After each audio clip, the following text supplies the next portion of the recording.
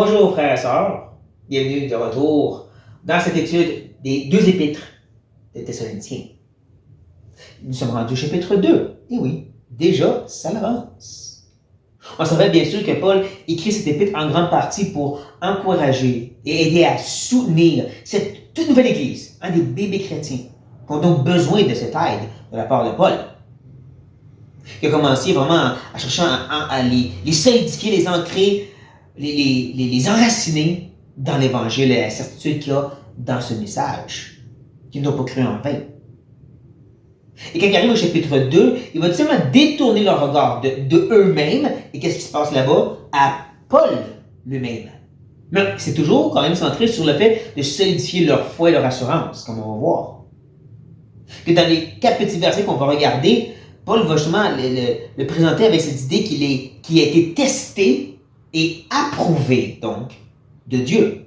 C'est un peu ça que le mot veut dire. Il y a une double signification, comme vous allez voir. C'est vraiment l'idée d'être testé, mais d'être aussi donc approuvé par Dieu, approuvé par son message. Son message a été approuvé de Dieu et donc devrait être approuvé par les gens de Thessalonique. Fort probablement qu'une des choses qui se passait présentement, c'est qu'il y avait des gens dans leur entourage qui leur disaient « Pourquoi vous avez cru à cet homme-là? » Et leur message, son message. Pourquoi vous avez détourné des dieux qu'on a toujours connus et servis? Rappelez-vous, c'était des idolâtres. Tout ce qu'ils avaient connu, c'était ça. Pour écouter ce soi-disant rabbin qui n'est pas vraiment un rabbin. Pourquoi vous avez fait ça? Êtes-vous sûr d'être dans la bonne religion? Comme les gens nous disent peut-être autour de nous maintenant. Et Paul veut vraiment les encourager que oui. Ils sont attachés à ce qui est approuvé par le seul vrai Dieu. Donc c'est ça qui est devant nous dans ces 4 petits versets. Mais comprenez que l'acteur principal, c'est pas Paul, et ni les Thessaloniciens. Je pense que vous pouvez le découvrir avec moi dans ces 4 petits versets en commençant le chapitre 2. On est au verset 1. Voici Paul dit « Vous savez vous-même, frères, que notre arrivée chez vous n'a pas été sans résultat. » On devrait voir ici la thèse de Paul. Vous savez, dans un texte, une thèse, une phrase, une idée principale qu'on cherche à argumenter, à débattre, à expliquer. La thèse, c'est que vous savez que l'œuvre que j'ai eue parmi vous n'était pas sans résultat, n'était pas vaine, vide. Vous êtes des témoins de ceci, vous le savez. Vous l'avez connu et expérimenté de vous-même. Que je ne suis pas justement arrivé parmi vous d'une façon qui était vaine, inutile. Probablement basée sur ce qu'on a déjà vu.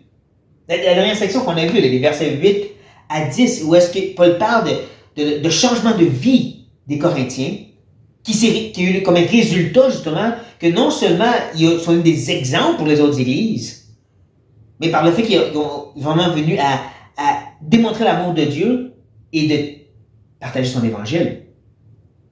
Vous avez reconnu que c'était un message de vie à tel point que vous êtes parti le partager partout où vous pouviez. Au risque et péril de votre vie, de votre emploi, de whatever. D'aller pour l'anglicisme, mais Paul, c'est ce qu'il est en train de dire ici. Il avait mentionné dans le verset 9 justement cette idée que son accès auprès d'eux a été incroyable. Dans le sens que justement, ils ont reçu le message, ils se l'ont approprié et ils l'ont été prêts à partager à d'autres. C'est le message de vie, il faut qu'on donne à tout le monde. On le vit et on le partage.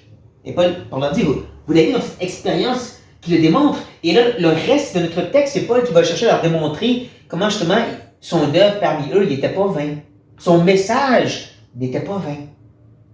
Non pas concentré sur eux, l'œuvre qui s'est passée là-bas, comme dans le chapitre 1, mais sur Paul maintenant, son message et son ministère.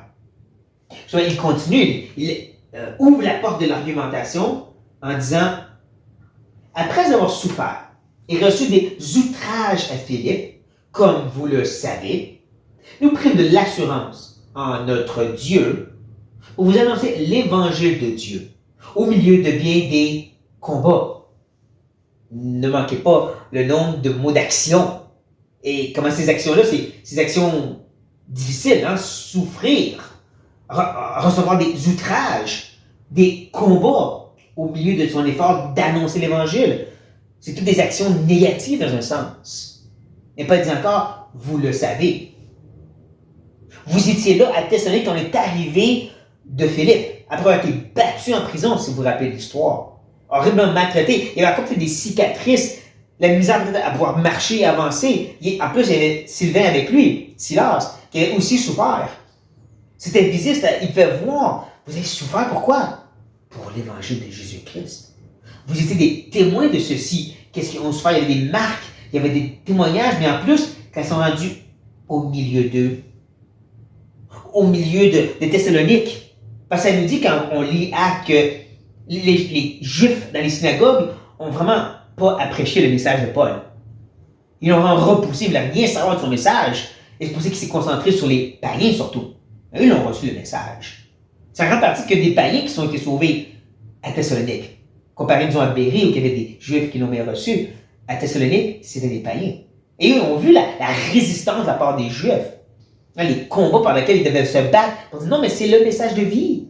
Et c'est pour vous. Avant tout, le Messie est venu pour vous. Mais vous ne voulez rien savoir. Et Paul dit, vous le savez, vous l'avez expérimenté, vous l'avez vu pour vous-même. Et ne manquez pas justement que cette assurance qu'il a eue, il l'a eue en Dieu. Que l'évangile qu'il prêchait, c'était l'évangile de Dieu. C'est son message qu'il est venu annoncer, qu'il est venu prêcher, partager aux autres. C'était le message de Dieu et il trouvait cette assurance en Dieu. Et ça encore, les Thessaloniciens l'ont vu, ils ont vu Paul arriver vraiment battu, maltraité et ayant toutes les raisons de dire, tu sais quoi, cette affaire d'évangéliser, de partager aux Juifs, tout en plus. Ça fait très mal. Ouais, j'ai des cicatrices pour le prouver. Ça ne tente plus de faire ça. Mais à la place, ceux qui ont vu de Paul, c'est un homme qui est arrivé avec toutes ses blessures, ses témoignages de qu'est-ce qu'il a souffert, puis qui continue à dire Jésus, c'est la seule espérance. Les Thessaloniciens l'ont vu, à quel point qu'ils aimaient ce message de l'Évangile. Et c'est pour ça qu'ils ont embrassé le message, eux autres aussi. Comme Paul a dit, vous avez vu le témoignage, j'ai souffert, même à cause du message, mais je n'ai pas abandonné le message. Comme eux aussi dans le chapitre 1. Et c'est un peu ça que Paul est en train de dire. Vous l'avez vu dans ma vie, et vous êtes en train de le vivre présentement, et c'est pour ça que vous devez persévérer comme nous on l'a fait. Parce que quand ça a commencé dur à Thessalonique, il aurait pu dire, OK, là, c'est assez. Là, non, je suis plus capable. Mais après, il a continué. Il a continué. On sait que Paul a continué pendant longtemps, mais les Thessaloniciens l'avaient expérimenté, l'avaient vu de leurs yeux. Et ça devrait les encourager à continuer. De ces actions négatives, nous tournons toujours sur Paul l'attention, car notre prédication ne repose ni sur l'erreur, ni sur des motifs impurs, ni sur la fraude. Et dans ça, quand on passe des actions négatives comme la souffrance à d'autres actions négatives, mais c'est pas ce qu'on attribuait à Paul. La raison qu'on voulait maltraiter Paul, c'est parce qu'on pensait que qu'est-ce qu'il apportait, c'était de l'erreur, des motifs impurs et de la fraude. Et c'est pour ça qu'il y a une chose que Paul dit, vous savez que c'est pas vrai. Il y a même une sorte d'argumentation qui se passe avec les Corinthiens en 2 Corinthiens, et même, dans un sens, les gens de Galates, où est-ce que ces judaïsants sont arrivés et dire, écoutez pas Paul. Ton message, il n'est pas exactement le bon message, il n'est pas correct. Pas de défendre ceci comme il le fait maintenant. Encore, il y a des gens qui sont venus, peut-être parmi les Juifs, qui ont dit, vous avez-tu vu écouter cet homme-là? Parce que nous, les Juifs, on connaît la vérité, puis non, c'est pas bon ça. Mettez-le dehors, arrêtez d'écouter cet homme-là.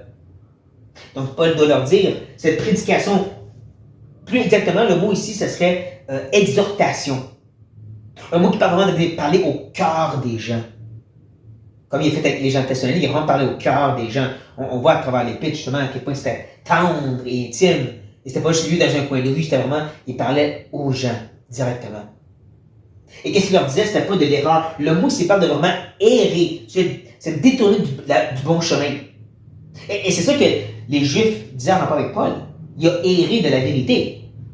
Il s'est détourné du vrai message. Même les judaïsants messianiques qui disaient, oui, Jésus c'est le Messie, mais ça n'enlève pas le fait qu'il faut suivre la loi. Paul se trompe avec ça. Et c'est drôle parce que ça n'a pas changé. Quand on parle de beaucoup des religions, des sectes qui sont basées sur le christianisme, comme les musulmanes, comme les témoins de Jéhovah, les mormons, et oui, j'ai dit des sectes et des religions basées sur la vraie foi chrétienne, ils vont tous dire que Paul a erré. Que Paul a comme usurpé la vérité de Jésus, puis il a fait sa propre version du christianisme. Puis nous, on va comme nettoyer ça. C'est un peu ça qu'ils font, ces cultes et ces religions-là, même de nos jours. Dans le christianisme progressif, le christianisme plus libéral, on va dire Paul s'est trompé. Paul a usurpé un petit peu de la place. Nous, on retourne à Jésus qui était gentil. On laisse faire Paul. Même les catholiques romains, lors du temps de la Réforme, ils ont dit, c'est ces gens-là qui arrivent avec leur message de salut par grâce seulement, par la foi seulement en Jésus seul, ils se sont détournés, ils ont erré de la vérité. Que nous, on reconnaît depuis à peu près 1000 ans, plus ou moins. Mais c'était faux. C'était pas un détour. Au contraire, ils ont plus ressorti ce qui était déjà reconnu comme véritable. En passant, les réformateurs n'ont pas découvert la foi. C'était toujours là, même au sein de l'Église catholique, mais juste enfoui. Ils l'ont juste retrouvé. C'était pas un détour. C'était une continuité de la vérité. Mais bon, c'est assez du cours d'histoire. Parce qu'il y a une autre chose aussi qui accusait Paul, des motifs impurs. Le mot ici en soi, la pureté, c'est vraiment qu'il n'y a pas de mélange. Et donc de l'impureté, c'est quand tu ajoutes. Et c'est ce que les gens disaient de Paul. Il a ajouté au message de l'Évangile, le vrai message de Dieu, le vrai message de Jésus. Il a ajouté quelque chose, Paul. Il n'a pas dit, j'ai rien ajouté. Le motif, c'était pas d'essayer de mélanger des choses et d'avoir des disciples de Paul. Comme justement le mot fraude, qui parle littéralement de mettre un appât comme quand on va à la pêche, puis comme un petit verre après l'appât pour payer les poissons. Je fais des disciples de Paul, la version du christianisme que moi j'ai inventée. Paul dit non. Et vous savez, c'est faux ces choses-là. Vous savez que c'est pas le message que je partage ici. Que ce que je dis, ça ne repose pas sur ces faussetés-là. Mais, selon que Dieu nous a jugés dignes de nous confier l'Évangile, et si nous parlons, non pour plaire à des hommes, mais pour plaire à Dieu, qui sonde nos cœurs. Nous avons beaucoup d'actions négatives, de la violence, ensuite des motifs de fraude que les gens attribuaient à Paul. Mais qu'est-ce que Dieu dit dans tout ça? Ben, Dieu lui a confié l'Évangile. Vous pouvez le voir dans le mot, l'idée de confiance. C'est vraiment inclus dans cette idée de confier. Là. C'est vraiment, je te fais confiance, donc je te remets cet important message. C'est ce que Dieu a fait, c'est ce que Jésus a fait avec Paul. Comme il dit dans Galates au chapitre 1, c'est Jésus qui lui a donné cet évangile. Le même qu'il a donné aux autres apôtres, il a donné à Paul aussi. C'est Dieu qui a confié ceci après qu'il ait sondé son cœur, qu'il ait examiné, qu'il a vu. La même façon qu'il demande aux gens de Thessalonique d'examiner la réalité de comment que son œuvre et son message a eu un impact extraordinaire parmi eux. Mais il dit, regarde, Dieu aussi a examiné et a approuvé. C'est là que je vous disais, le mot sonder, d'examiner, de tester et d'approuver aussi. Au point qu'il a confié. Qui a fait ça? Dieu. Dieu qui l'a jugé digne de cet évangile. Parce que Paul cherche à plaire à Dieu et non aux hommes. C'est ça l'œuvre que Paul est venu faire. Et ne manquez pas justement à combien de reprises que Paul parle que l'œuvre principale qu'il est venu faire, c'est de parler, de partager, d'exhorter, d'annoncer l'Évangile. Quand il parle du fait qu'il est venu parmi eux, c'est pas vain, ça ne parle pas des miracles ou des guérisons ou quoi que ce soit, là. Ça rapporte le message et l'impact que ça a eu dans leur vie. C'est ça qui est important. Et c'est ça qui est triste parce que de nos jours, il y en a qui mettent de plus en plus l'accent sur le fait qu'il faut faire des œuvres extraordinaires. Entre faire des bonnes œuvres sociales ou faire des guérisons et des miracles, puis là, les gens vont écouter Jésus. Paul dit, vous voulez savoir comment être certain que j'ai eu un impact auprès de vous? C'est pas l'aide que je vous ai apportée, c'est pas les miracles que j'ai faits, c'est que je vous annonçais, je vous exhortais, je vous annonçais l'Évangile. L'Évangile qui plaît à Dieu. L'Évangile que Dieu approuve. L'Évangile. C'est ça qui est important pour lui.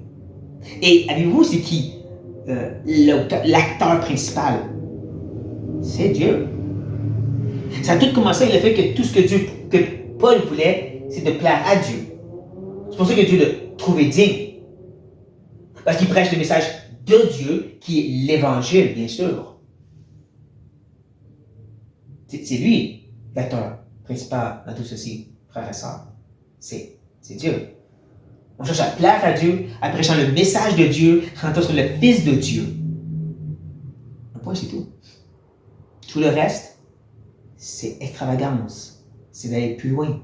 Quand Paul dit, vous avez la certitude, vous l'avez vu expérimenter, que mon œuvre n'était pas sans résultat, n'était pas vain, c'est parce que c'était pour plaire à Dieu, c'était le message de Dieu, chantant sur le Fils de Dieu.